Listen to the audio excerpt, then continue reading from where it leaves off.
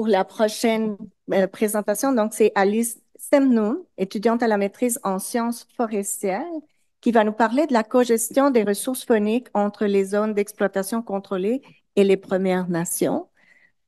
Donc, la parole est à toi. Alors, merci beaucoup Liliana. Comme mon collègue, 15 minutes, c'est court, donc je serai brève sur les présentations. Liliana a bien introduit mon sujet qui est donc la cogestion des ressources phoniques entre les ZEC et les Premières Nations. Et je m'inscris principalement dans l'axe 15 des ODD, donc la vie terrestre. Et donc, comment est-ce que finalement ces ressources phoniques qui sont des biens communs peuvent être gouvernées par les communautés locales, tant allochtones qu'autochtones, qui, comme vous le verrez, c'est tout un défi. Donc, au niveau du contexte, comme je vous disais, les ressources phoniques sont des biens communs, mais on va un petit peu plus parler de nos acteurs. Donc, qu'est-ce qui se passe à l'échelle du Québec entre ces communautés? Donc, les ZEC, qu'est-ce que c'est? Les zones d'exploitation contrôlée, ce sont en fait des territoires phoniques structurés, donc comme on peut voir avec les pourvoiries ou encore les réserves phoniques. Et donc, sur ces territoires québécois, qui en fait sont institués gouvernementalement en vertu d'une délégation de gestion, ces territoires vont en fait exploiter les ressources phoniques et donc les utilisateurs vont pouvoir chasser, pêcher et y pratiquer diverses activités en fait récréotouristiques. Et donc l'enjeu, c'est qu'en fait sur ces mêmes territoires où on retrouve des chasseurs récréatifs, des pêcheurs, etc. Eh bien, en fait, on va aussi avoir des communautés autochtones, donc des Premières Nations, puisqu'on est dans le sud du Québec, qui en fait, elles aussi, bénéficient de droits de nature constitutionnelle. Donc, c'est les droits ancestraux qui en fait leur permettent aussi de prélever les ressources phoniques et c'est aussi des droits de gestion des ressources phoniques.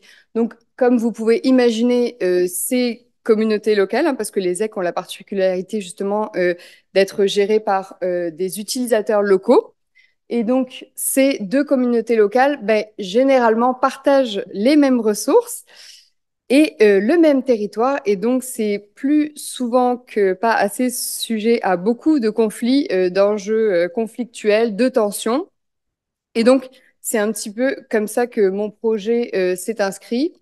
Donc, en fait, l'enjeu principal qu'on va voir, c'est comment essayer de trouver un mode alternatif de gestion de ces ressources entre ces communautés qui soient donc moins conflictuelles. Et donc, je vous montre un petit peu actuellement ce qu'on peut retrouver.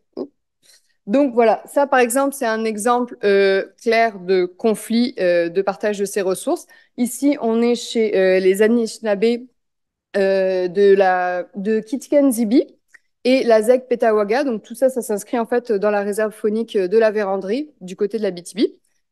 Donc en 2019, les Anishinabés ont décidé, alors c'était tout un regroupement hein, d'Anishinabés, puisque la réserve faunique est grande, mais ceux-là particulièrement ont bloqué l'accès en fait avec des barrages à la ZEC. Donc les utilisateurs, en fait c'était principalement les chasseurs pour la chasse à l'orignal, ont bloqué les routes parce que justement, eux considéraient qu'il y avait un déclin du cheptel d'orignaux et donc qu'il fallait stopper. En fait, il fallait un moratoire. Eux réclamaient, donc, comme vous pouvez voir, un moratoire sur ces ressources phoniques.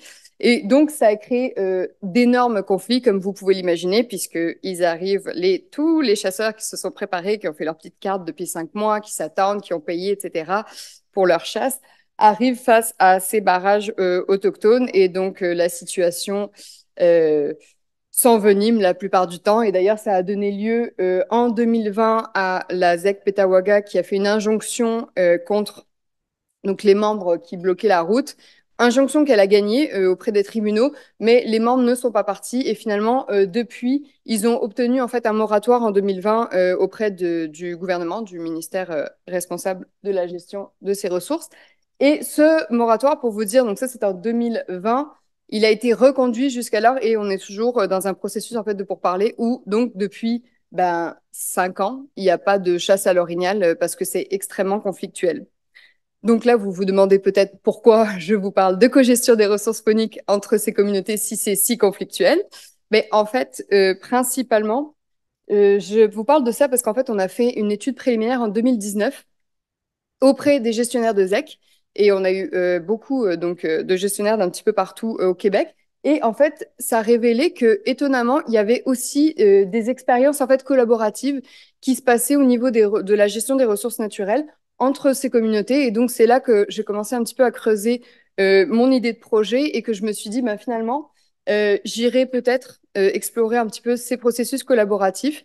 Et pourquoi, en fait, finalement, la question de la cogestion? Mais c'est parce qu'en fait, la cogestion, comme je vais vous le présenter juste après, c'est en fait un mode alternatif de gouvernance qui va favoriser des conditions propices. Là, je pèse mes mots parce qu'il y a beaucoup de pour et de contre à ça, etc. Donc, ça va potentiellement favoriser justement des conditions pour un partage égalitaire en fait du pouvoir. Et donc, c'est beaucoup amené comme solution entre les allochtones et les autochtones, puisque, sans surprise, c'est un petit peu débalancé comme relation de pouvoir. Donc, je vais vous parler un petit peu plus de la cogestion. Mais donc, mon projet au niveau de la question de recherche, ça s'inscrit donc dans l'établissement et la pérennité finalement d'une relation de cogestion. Comment est-ce que ça se crée? Et puis, comment est-ce que finalement le continuum aussi de processus collaboratifs va permettre aussi une meilleure harmonisation des usages et de limiter en fait les conflits sur le territoire. Donc, je vous reviens rapidement sur la cogestion. La cogestion, en fait, c'est un concept qui est très large. Mais dans mon cas, il se trouve que je parle en fait de la cogestion comme plutôt une variété d'arrangements avec différents degrés, comme je vous expliquais, de partage du pouvoir. Donc, moi, je vise plutôt ce qu'on appelle gestion collaborative ou partenariale. Excusez pour le micro. Donc, c'est quand même la cogestion un petit peu la plus forte, entre guillemets, parce qu'il y en a qui parlent de cogestion dès qu'il y a une consultation. Donc, moi, c'est pas du tout là-dedans que je m'inscris. Et donc, on parle de différents degrés de partage du pouvoir, mais qui visent toujours, en fait, une prise de décision conjointe entre l'État, et là, l'État, c'est vaste, donc moi, c'est une institution déléguée par l'État, comme je vous l'expliquais tout à l'heure, et une communauté. La communauté n'a pas forcément besoin, évidemment, d'être autochtone. Dans mon cas, ça va être une communauté autochtone d'une Première Nation. Et donc, ces décisions conjointes vont concerner soit une ressource, une série de ressources, dans mon cas les ressources phoniques, ou encore une région. Hop. Donc, je passe très rapidement sur la méthodologie, mais j'ai eu 5 études de cas. Pour une étude de cas, il me fallait donc forcément la communauté et la ZEC attenante, donc dans le même territoire. J'ai eu 27 entretiens semi-dirigés, donc pas autant que ma collègue qui vient de présenter juste avant. Et j'ai eu au total 4 communautés autochtones distinctes et puis 8 ZEC participantes. Donc, au niveau des résultats, encore une fois, le temps me manque, donc je vais essayer de vous résumer ça. Mais les principaux constats, vous les avez ici. Donc, en fait, j'ai noté que le concept d'engagement était l'une de mes variables, en fait, qui influence le plus le maintien de la cogestion.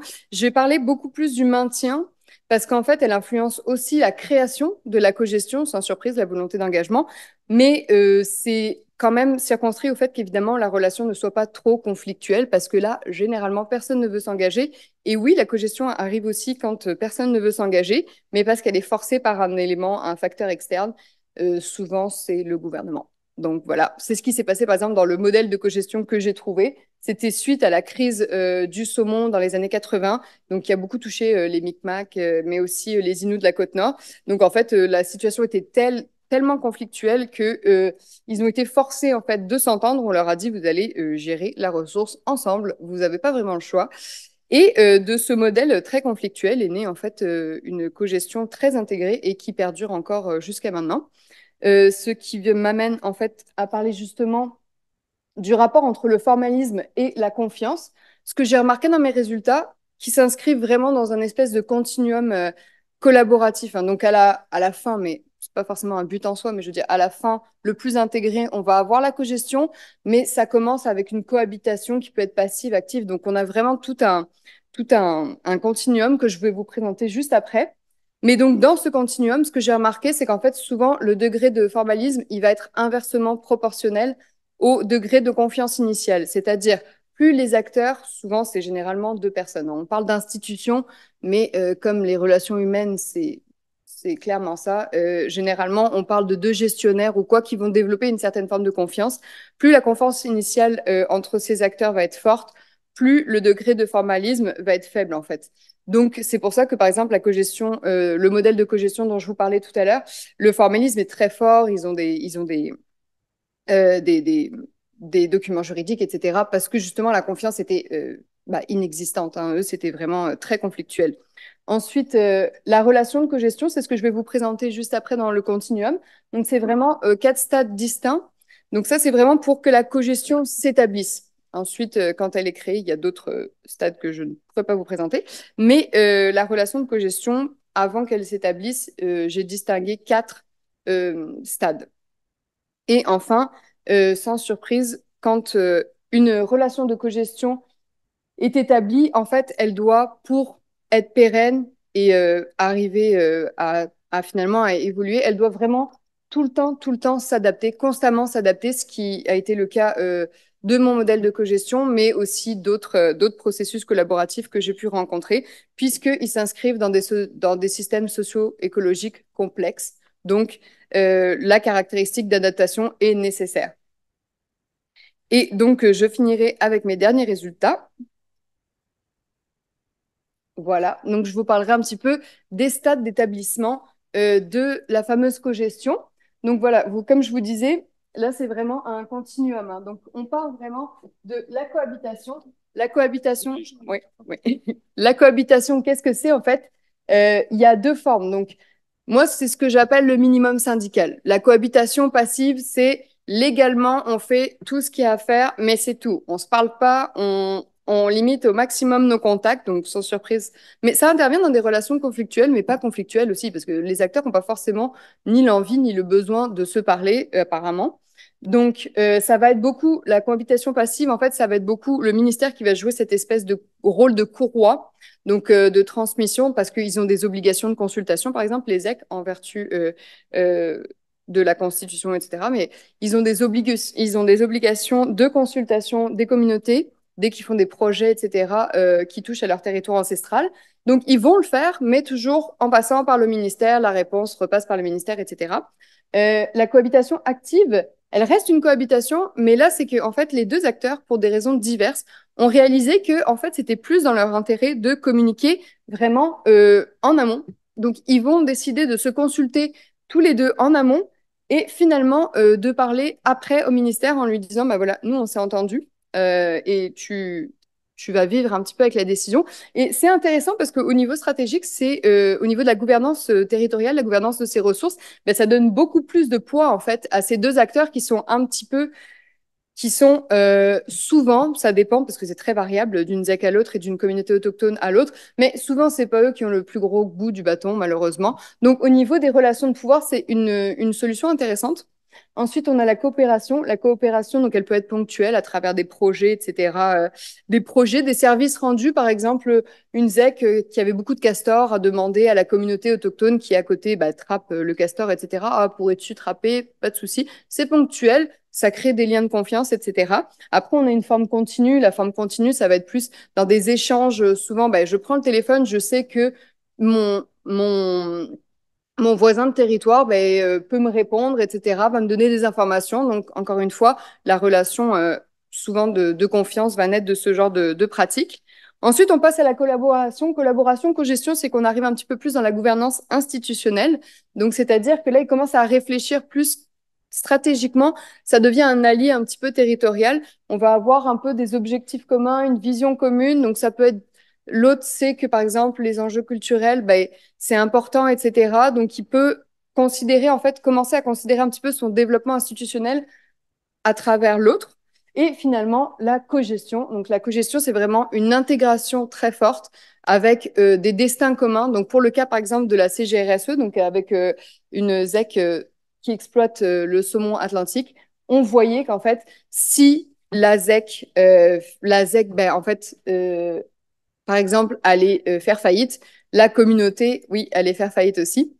Donc, on voyait que ben, les deux communautés, vraiment, leur destin est lié parce que allochtones comme autochtones, c'est un petit peu particulier, ils vivent vraiment ensemble, mais c'est ça, le sort de l'un est lié à l'autre. Et donc, c'est un niveau très intégré.